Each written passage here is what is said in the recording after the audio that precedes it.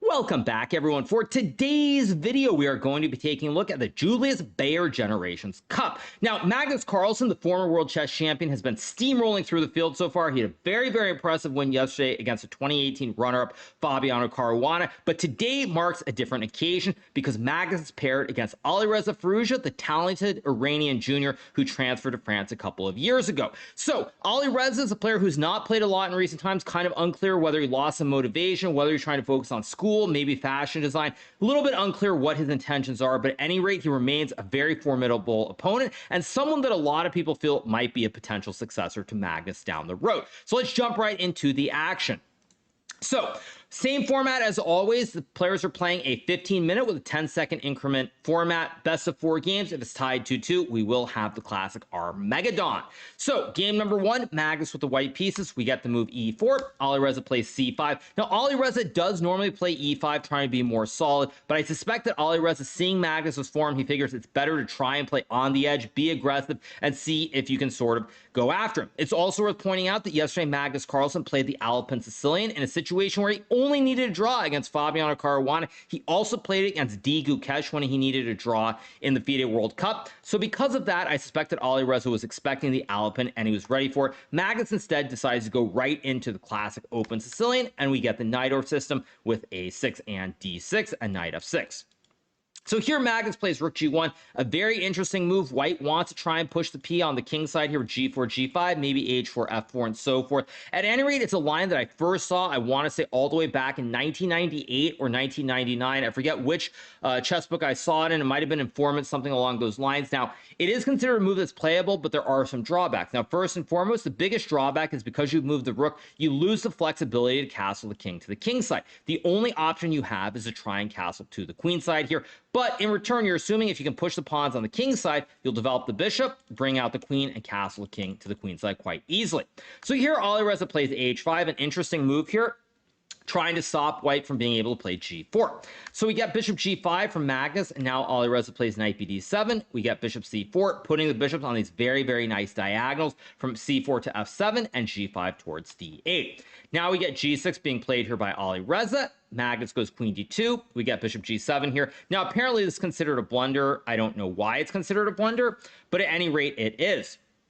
So after bishop g7, Magnus decides to castle his king, and now we get to move queen c7, bishop b3, and b5. Now, this will resemble another structure that you see from a very similar system. What you see here is that black has pawns from f7 to h5. You have a6, b5, but also d6 and e7, as well as the fianchetto. Now, what this probably will remind most players of is the classic Dragdorf system, which normally occurs in this position where black plays a6, white goes bishop e3, and then black plays this move g6 with the intention of playing bishop g7. That being said, normally when you play the Dragdorf like this, it's very rare that you ever end up playing h5 as well. So when we get back to the game here, with this position with b5 here, you see that this is a standard Dragdorf setup, but you have played h5 as well. Now, for anyone who's wondering about the name of the opening, essentially the system, if you go back, actually, let me set it up in the opening phase because it makes more sense here. This is a combination of systems. So normally, this is what we call the dragon. Of course, those of you guys who are amateur astrophysicists and you're studying the stars and astrology, you will notice that this pawn structure resembles the constellation Draco, which you can see in the night sky. So this is why we call this the dragon, because Draco, of course, is a diminutive of the dragon.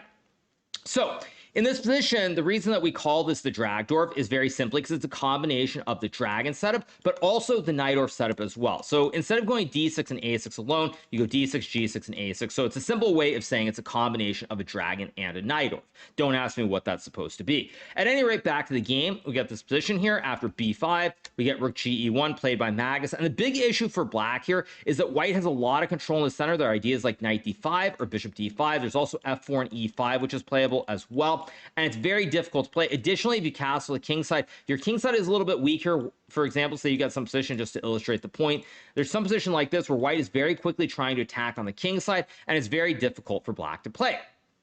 So We get f4 instead from Magnus. Now nothing, or we get castles and f4 from Magnus. Nothing wrong with this. f3 and h3 is probably a little bit slow here because you're gonna have to go f3, h3, and then g4. So Magnus plays f4 with the idea of maybe going e5 here down the road, or playing knight d5. At any rate, it's a move that supports e5, it allows knight d5, and it supports the bishop on g5 as well. And last but not least, you can also maybe go f5 down the road, because if you get f5 in, for example, suddenly with the bishop on b3, there are all kinds of problems on this diagonal once again.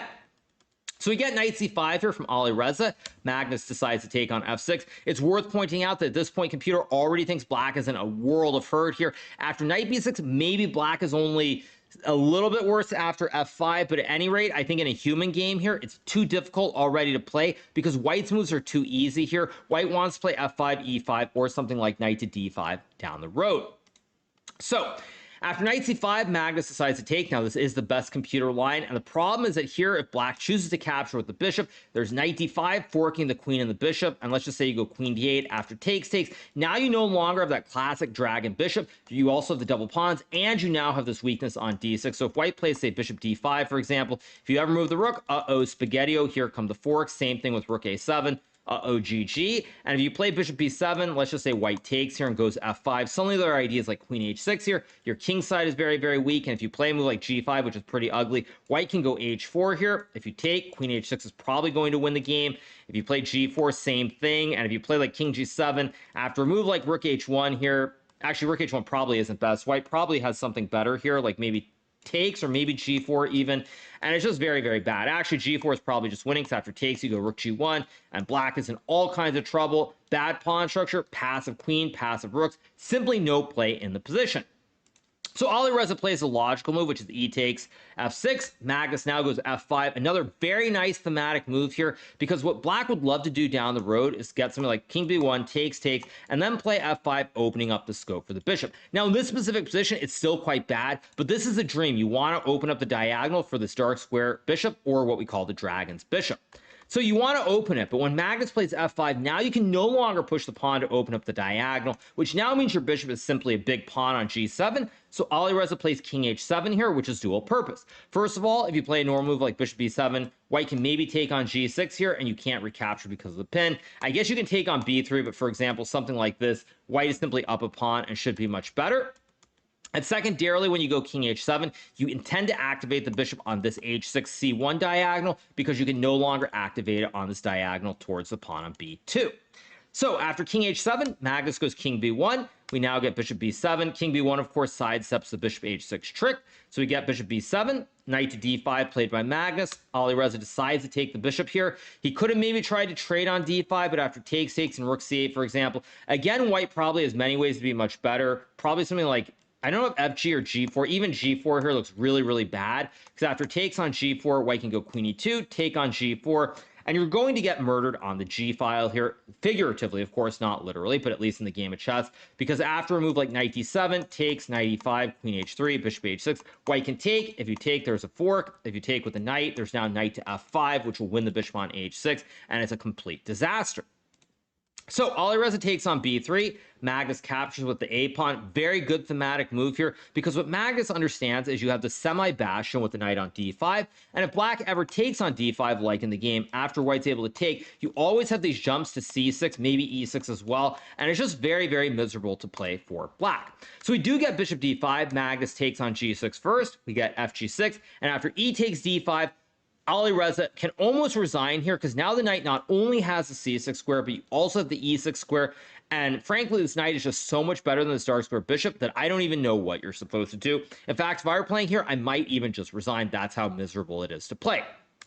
So we get rook fe8, knight to e6, queen f7, and now g4 is played here by Magnus. Another excellent move, because what black would like to do is try and consolidate. So say you can get some position like king a2, king h8, king b1, not g5, sorry, f5, for example here. Black can try to put the queen on f6 and open up this diagonal. Additionally, there might be ideas like a5 and a4 as well. So black has some counterplay if you can get it set up.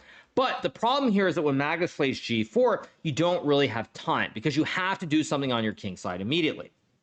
So after g4, we get h takes g4. Magnus goes rook e4, a very, very nice move here, attacking the pawn on g4. Black cannot go f5 because then I have knight g5, forking the king and the queen, and it's GG, why not? So we get bishop to h6 played here. Magnus now goes queen f2. Alireza plays f5, but now Magnus is able to take the pawn because if you capture the rook, you lose the queen. And again, white now is going to be able to dominate on the h file. You have this bash on e6, and it's just so miserable to play. Again, I probably would resign already. It's just that bad. So we get queen to a7 played here by Alireza. Magnus goes rook gd4. Of course, in this position, Alireza desperately wants to trade the queens. Now, you cannot just move the queen anywhere, because say you go to f1, for example, black takes the rook, and now there's no queen that's hanging on f7. So you can't just move the queen anywhere. If you can't move the queen on the diagonal, then rook gd4 is the only move to avoid a trade of queens. And if queens were to come off, yes, white is still better after rook h4, but after, say, rook to h8, followed by king to g8, black has some chances to survive. So rook gd4 is played here. Alireza goes to a5, trying desperately to open up the a file for the queen and the rook, or maybe even, for example, something like this, where if the b file opens, now suddenly all your pieces are on the absolute optimal squares for a quick attack on the queen side. So here we get to move queen to h4 from Magnus. Alireza plays queen e7. If he were to go a4 here, Magnus would be able to sack the queen with queen takes h6. And after king takes h6, you have rook h4, which would be checkmate because the knight covers both of the squares for the black king. So we get queen e7. Magnus goes queen to h3 here, intending to line up the double stack and go after the bishop on h6. We get queen f6. Rook to h4 is played. Alireza goes g5. We get rook to h5, g4. And now Magnus plays a nice move, queen to d3, trying to attack the pawn at f5 once again. Alireza goes king g6, and now Magnus plays this ruthless move, rook to f1, overloading the pawn on f5 here. And now black could resign. Alireza doesn't resign here, decides to play with king takes h5, but the result is never really in doubt here. We get rook f5, takes, king h4. Black does have two rooks for the queen here, but your king is very open on the king side. And again, this knight on e6 is just so strong, it stops black from ever taking the f file, and it's just lost. So game concludes with queen f2. We get king h5, h3 played here. Nice move by Magnus, trying to eliminate the pawn, because the one issue that white has here is down the road, if black can somehow get this pawn on h2, maybe you can push the g pawn down the board. And you know that in this position, if you could take the pawns off the board, the g for h here, the knight and the queen would dominate. So we get h3, Alireza goes rook g8, we get takes, queen h2 check, rook h4, Magnus now gobbles on d6, and the result is simply not in doubt because your king is open, you have no real attack on the queen side, and white will just try to push the d-pawn through to d8. So we get a4, queen e5, king g6, Magnus goes queen g3, king h5, check, king g6, and now he plays this move d6. A nice little tickle from Magnus to repeat moves, but now d6 wins the game because you cover the h1 square, so there's no rook h1 check. You also attack the rook on a8, so of course we have a classic gigantic right triangle. So we get rook a7 from Alireza. Magnus plays queen d3 check. We get king to f6, and now he goes d7, forcing the pawn through to the end of the board. Game concludes after rook to h1 and king to a2. And here, Alireza resigns the game because in this position, after takes, king b3, you simply have no way to check the king. a3 square is covered here. White is pushing the pawn to d8 on the next turn, and there's just nothing you can do. You can sack the rook, but in this position with a queen for a rook, white will win this game very easily. So an absolutely ruthless performance from Magnus in this first game. I will say this does remind me that there are some shades of a very certain private match that I played against Magnus Carlsen in Moscow, I believe in 2010, if I'm not mistaken, where one of the things I learned about Magnus, very specifically in the Nidor system, because I did play it in a lot of blitz games, is that you cannot play dubious setups against Magnus, because when you play dubious setups, he is so good, and he's so good as a player, obviously, but his general technical understanding of pawn structures and piece placement is out of this world. And I actually, to give you guys the bonus addendum, many of the games that I played against Magnus occurred in the bishop g5 Nidor, and I played many different setups here. Now, e6 is generally the best line. Knight bd7 is playable, but I remember there were many games where I played this move e5, which I've also played a lot online, and I got massacred when I played that. I think I might have also played b5 in some games, and whenever I played some of these dubious setups, I just got destroyed. And in this game, with rook g1 and h5 being played by Alireza, Magnus was ruthless. He knew this was wrong, and even though he might not have known it by heart, he was able to put the piece on the best squares and just destroy Alireza. So a very, very ruthless first game of the match. Magnus now takes a 1-0 lead. So let's move to the second game of the match. So now Alireza in game number 2 with the white pieces starts with e4, and here Magnus chooses to play the move c5, and now we get the move. Sorry, my mouse didn't work. We got the move knight to f3, e6, d4 takes, knight c6, knight c3, and this move queen c7. We get bishop e3 and a6. Now, this is a system also that Magnus has been playing a lot in recent times. I don't think he actually played it in the World Cup, but he played it in the Rapid and Blitz event in Warsaw, Poland. He also played it online against Fabiano Caruana. I forget which Chess Champions Tour event it was. So he has been mixing it up and playing this setup. So Alireza goes queen f3, Magnus plays knight f6, Alireza castles, we get knight e5, queen g3, and now Magnus plays this move h5, which is simply a mistake. Now, again, Magnus is a player who's very good at understanding his intuition is out of this world, but his one weakness sometimes can be opening preparation. So h5 is simply a blunder, and Alireza plays this move knight d to b5, sacrifice the knight, double X slam move, doesn't care about the horse, and the computer likes this. It's very clear that Alireza had studied this before the game, and Magnus has actually already lost. So the former world chess champion, greatest player in the world, lost on move number 10. But it is not lost to the point where it's simply game over on the spot, and because of that, will Alireza be able to put Magnus away? So we get a takes b5, knight takes b5, queen to b8, simply guarding the extra knight here. Alireza plays bishop b6 here. Magnus takes on e4. We get the move queen to e3, attacking D's knights on e4 and e5, while also threatening the move knight to c7. So here Magnus plays this move rook takes a2. Alireza plays king b1. We get rook to a4. And now knight c7 is played. All these moves are best moves, by the way, from Alireza and Magnus. We get king to e7. And now rook to d4 question mark is played by Alireza. Now this position is completely winning for white. It is plus 2.56 after this move queen to b3, attacking the rook, because the bishop on b6 guards the f2 pawn, and the rook really has no good square to move to. If you move the rook to, say, a6, for example, white can simply take and then fossilize the queen with bishop d8 check. And after takes queen, white simply wins the game. So you can't go to a6. If you go rook a8, for example, white probably has multiple ways to win, but probably the cleanest is to go queen b4, checking the king and attacking the knight at the same time while creating the classic right triangle. And after, say, king f6, queen takes e4, white is just winning. This king is way too out in the open of the board here. Your rook is still under attack. You have no development. 5 of your pieces are on the back rank here, and it's just totally hopeless. So queen b3 does just win effectively on the spot. Probably what Magnus would have played is something like f5, queen a4, and king f7, trying to activate the bishop down the road. But after a move like f3, knight to f6, and now knight to b5, white is simply winning here because you're threatening to trap the queen with bishop to c7 here. And I guess computer wants knight e8 to stop it, but after, I guess queen a7 is the move computer likes, and after takes, the bishop on c8 is trapped, and you win the bishop. But again, even if this were to happen, there are many ways that white could win. Instead, Alireza plays rook to d4, and now the evaluation shifts completely from white being more than 2.5 ahead to black being slightly better. So we get rook takes rook, queen takes rook, Magnus plays f6, we get queen takes e4, d5, queen to e1, and king f7. And now the dust has really cleared here. The material, oddly enough, if I'm not miscounting, black is ahead by 1 pawn. Black is 1, 2, 3, 4, 5, 6, and black is very close to finishing his development, and you have a big black center. So because Alireza does not play his queen to b3 move, suddenly everything is going in the wrong direction. So we get f4 played here. Magnus goes bishop d6. Another very good move, trying to finish his development here, because again, black has 1 extra pawn. So if black is able to finish his development, he probably will win the game. So we get knight b5, knight c6, we get g3 here, logical move, trying to guard the pawn chain here. You could take on d6, but after queen takes, black will move the bishop and bring the rook to the c or the a file, and black should be much better. So Alireza understands that here, black's issue is that the bishop is a little bit clumsy on d6, and maybe the king and the central pawns are a little bit brittle here. So we get bishop d7, queen to d2, we get h4. Now Alireza plays bishop g2. Now this is a move that I really don't like in this position. Probably I would have played rook g1, and the only reason I would have played rook g1 is that after pawn takes, at least here, you keep the rooks on the board. Sure, black is still up a pawn, but if rooks come off the board, where are we trending? I feel like, yet again, we're trending towards one of those disastrous endgames. And of course, your opponent with the black pieces is Magnus Carlsen, which really does not help matters.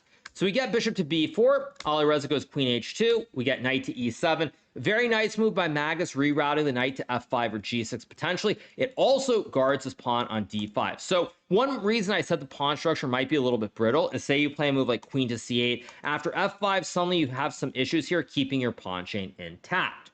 So we get the move knight to e7. Alireza goes knight to d4. Magnus plays queen d6, attacking the bishop on b6. We get queen h5, king f8, bishop d8. Bishop c5 played here. Now, apparently, bishop c5 is not the best move. Don't ask me why. Because after bishop takes e7, king takes e7, knight b3, and bishop b6, for example, apparently, after this move, bishop to f3, black is only very slightly better. Now, again, you probably can see the quizzical look on my face, and that's because I simply don't understand it. Black has the bishop pair, the big black center, and it's just hard to believe this isn't really, really bad. But apparently the computer thinks it's playable, which yet again shows why we puny humans are no match for computers, because a computer would play bishop takes e7 and draw this game against Magnus. Whereas for us humans, you see the position and it just looks losing. So we get queen h8 here, which effectively loses the game, because now after knight to g8, when you move the knight back to b3, black can play this move bishop to b6, forcing off the bishops. Now again, not the best move, but the problem is black simply is an extra pawn, and in an endgame against a player like Magnus Carlsen, you are not going to save this game. So we get f5 played here. Magnus goes queen g1, king a2, and now after queen g3, we get knight c5 here, trying to go after the pawn structure. But queen d6 is playable, and even though black looks a little bit cramped here with the knight on g8 and the king on f8, black has two extra pawns. You're going to have to trade more pieces off the board, and it's just a lost endgame. So you get f6, bishop e6, knight d3. Now Magnus plays bishop f5. A nice move here, going after the knight and also the pawn on c2. Knight f4 looks like a great move here, or I guess it looks like a great move, but after knight f4, black has many ways to win, but just to show one simple way, which is not the absolute best, there's this move bishop takes c2 with the idea of queen a6 checkmating the king on the a2 square. So bishop f5, great move here. Queen h5 is played. Magnus goes knight to e7 back, guarding the bishop on f5 as well as the pawn on d5. We get queen h8, king f7, queen h5, bishop g6, queen to e2, and now Magnus plays this nice move, queen to a6 check, hitting the king and the knight. We get king b1, and Magnus trades the bishop for the knight now because he realizes that in this position he has two extra pawns. The bishop on h1 is staring at the pawn which is guarded by the knight, and this is simply a matter of technique. And for a player like Magnus Carlsen, there's no doubt he will convert, and he duly does. The game concludes after queen h5. We get g6, check king e8, bishop f3, king d7. A nice quiet move here, simply putting the king in the center of the board where it's safe. We get bishop d1, queen to e1, king c1, queen to e3, king c2, and now we get this move g5. Magnus decides now he can start pushing the p. Queen guards knight. You always have queen c5 or queen f2. Pawns are guarded here, and there's no check on f5. We get queen h8, f5, queen b8, b6 here. A nice move by Magnus, not even necessary, but he simply guards the pawn here, and this queen on e3 is just so well placed here. Bishop has very limited scope on the diagonals. Alireza plays king c3. We get queen c5, king d2. We get queen b4, king c2, and now g4, essentially locking out the light square bishop, so you can no longer go to h5. And now this bishop on d1 is simply passive, no diagonals, and Magnus will just keep pushing p. So we get king b1, queen d4, king a2, knight c6 here, queen b7, king d6 here from Magnus. Now you also have ideas like knight b4. You can obviously keep pushing with g3, g2, but at any rate, there's very little white can do. So Alireza plays queen h7. We get knight b4, king a3, knight takes d3 played here, going for queen b4 or queen takes b2. Checkmate. So we get queen h6, king e5, queen h2, king e4, queen g2, king f4, queen d2, queen e3, queen h2. And here Alireza plays the move and resigns simply because he realizes that there are many ways for Magnus to win. Probably simplest is king g5 here. White has no checks on the king on g5. Black will go queen c5, knight c5, knight e5. You also have g3, g2. Too many ways for black to win here. And so for that reason, Alireza resigns the game, and Magnus now takes a 2-0 lead in the match. And this is the problem with playing against Magnus Carlsen. It's sort of personified in this game. Alireza comes up with some great preparation in this opening. Magnus is unaware of the theory, plays his h5 move. Alireza is ready for it. But because Alireza makes one wrong move here, he does not find the winning move, queen b3. This one move is the difference between a win and a loss. And this is in spite of Alireza out-preparing Magnus and getting a quote-unquote technically winning position out of the opening. So what are you supposed to do when you play against this monster named Magnus Carlsen? It's very, very difficult, as we can see. So It's 2-0 here, and now we go to the third game. So Magnus with the white pieces here against Alireza, and he only needs a draw. Now, yesterday in game number 3, the 2-0 lead, Magnus did lose with the white pieces, but today I think he's in no mood. So Alireza plays the French defense in honor of the country which he has adopted after leaving Iran. We get knight c3, knight f6, e5, knight d7, and f4. And this, of course, is the classical variation of the Steinitz classical variation in the French opening. So we get c5, knight f3, knight c6, bishop e3, a6, queen d2, and bishop e7. Now, many years ago, I believe it was in 2004, if I'm not mistaken, there was a game that was played, 2004, 2003, a famous game played between Garry Kasparov, the world champion, I think at the time he was the former world champion, and the 15-year-old Timur Radjabov from Azerbaijan. Now, Garry had not lost in his Linares tournament, I want to say in 7 years, maybe it was, I don't know if it was Linares tournament or just in general. He had not lost a game with the white piece in 6 or 7 years, and he played Radjabov, and Radjabov actually beat him with a black piece in this opening. Of course, another funny part of the story is that after this game ended, or not after this game, after the tournament ended, there was a prize-giving ceremony, including the Brilliancy Prize. And of course, they gave it to this game where Radjabov beat Garry with the black pieces. Garry promptly threw a massive tirade. He berated the journalists who had voted for the game, got very angry, said it was an insult to him. It was like the worst thing they ever could have done. And suffice to say that Garry was quite toxic about the whole situation. But many people now who are in chess are not aware of that game or that great anecdote that I just provided. But the game, I believe, continued with something like b5, knight c2, queen b6, if I'm not mistaken. It was something like this setup. Alas, Alireza plays bishop e7.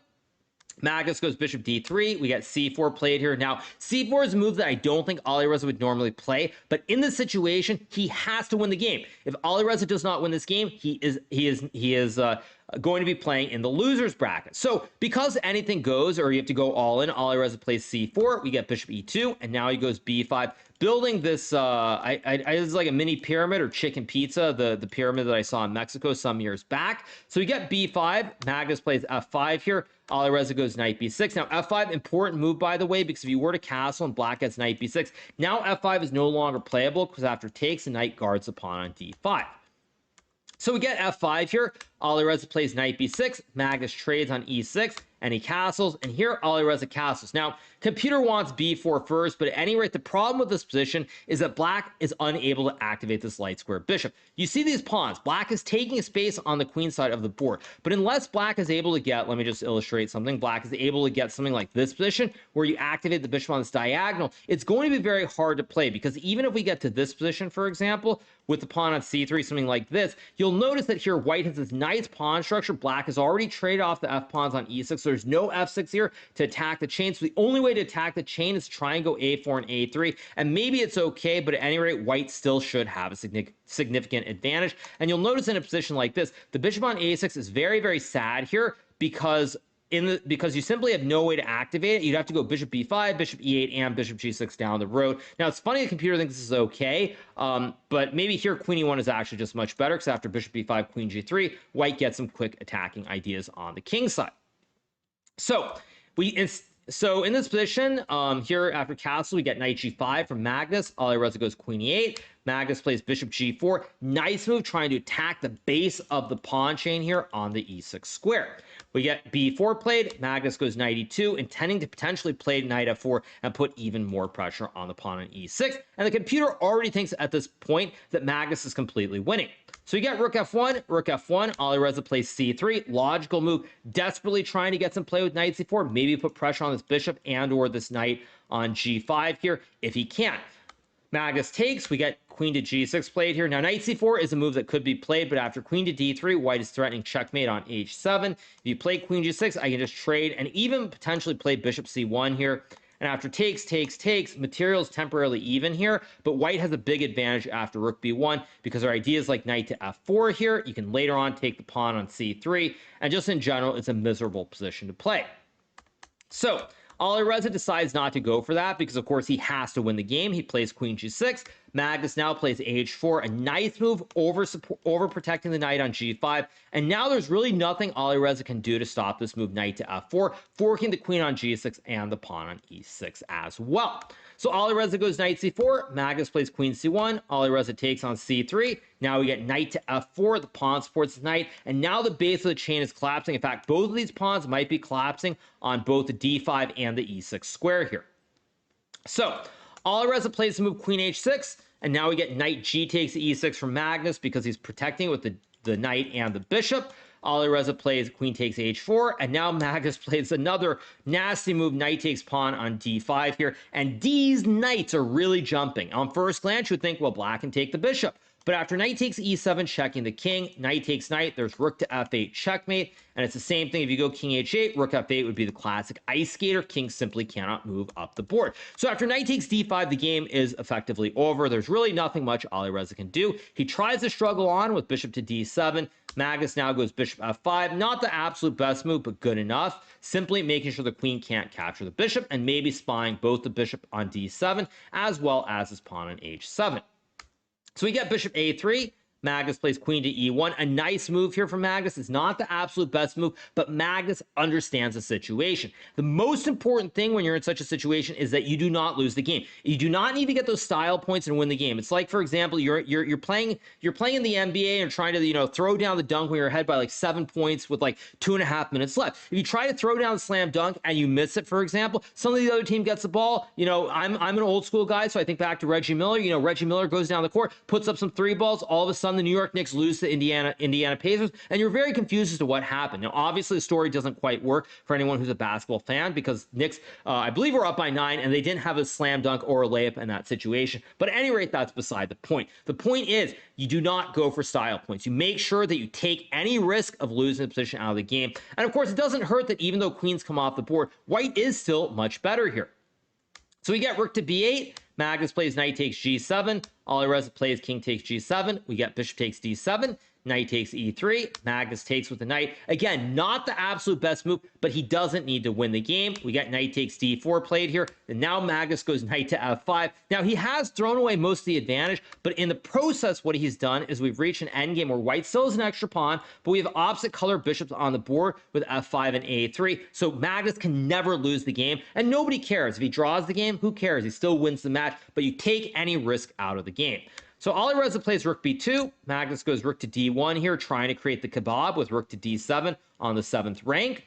Alireza plays rook a2. We get king to f2 played here. a5, rook to d7 check. King to h6 is played, and now Magnus goes king f3. Now, after king to f8, white is still much better after, say, rook takes h7 here, but maybe after rook b2 with ideas like a4, with like bishop e7, a4, a3, black has some chances to save the game. And I do think probably this would have been a draw if Alireza had played rook to b8, or even earlier, a couple of moves that were a little bit more precise. But again, I think that at this point, after king to f2, Alireza, maybe even after his bishop takes f5, Alireza's like, whatever. Like, I'm not going to win the game. Might as well just play moves. So I don't think he was really thinking at this point. And he was also quite low on the clock to boot. So we get this position after king h6. Magnus goes king to f3. Alireza plays king g5. Magnus goes g4 here. And now there's an unfortunate mating net occurring around the black king here. We get bishop f8. Rook takes h7, and now rook h5 is simply checkmated 1 after a4 because the king has no squares here. All the squares are simply covered, and white wins the game. So we get bishop to h6, and now Magnus plays the move e6, and here Alireza resigns the game in view of the fact that he simply cannot stop this pawn from queening without giving up a lot of material. If you were to play bishop f8, white can go e7, takes, a4, rook a7, and with an extra bishop on the board, white will bring the king over, mop up these pawns, and win the game very shortly. And if you play this move, rook to a1, then white can go e7, rook to e1, and bishop e4, creating a bridge and shielding the rook from being able to capture the pawn. White will queen this pawn in the next couple of turns because you cannot stop it here. And for that reason, there's just no hope, which is why Alireza resigns after this move e6. So Magnus wins this match by a very convincing 3-0 score. He is now the winner of the winner's bracket. What does that mean, you may ask? That means that the players in the loser's bracket still have to play. I believe that Noterbeck and Lazovic are playing a match tomorrow. Winner of that match will play Alireza, and if Alireza can win that match, he will be back in the grand finals playing against Magnus Carlsen. But unfortunately for Alireza or anyone who could win in the loser's bracket, they are going to have to defeat Magnus 2 times in match format play in order to win the event. Now, I myself have been in the same situation. I would say that it's a very daunting task. You'll have to beat Magnus in a 4-game match, like the standard matches that we've been covering. And after that, if you do win, there's a reset to a 2-game match. So having to win 2 matches is going to be very, very difficult. Magnus right now seems to be a man on a big mission, trying to destroy everybody. So Magnus is playing great chess. Seems like right now he's unstoppable. But at any rate, we will see. I don't think we're going to see tomorrow, because I think tomorrow is loser's bracket only. But I believe that on what is today? Sorry, on Sunday we will have the grand final. Featuring one of those 3 players, either Lazovic, Noterbeck, or Alireza playing against Magnus. So I will do a recap when they do play the grand final against Magnus. So we will be back in 2 days with more recaps from the Chess Champions Tour Generations Cup. But I hope you guys have enjoyed this recap. Make sure to hit that subscribe button below if you haven't, and we'll be back soon with more great content. See you guys. Bye.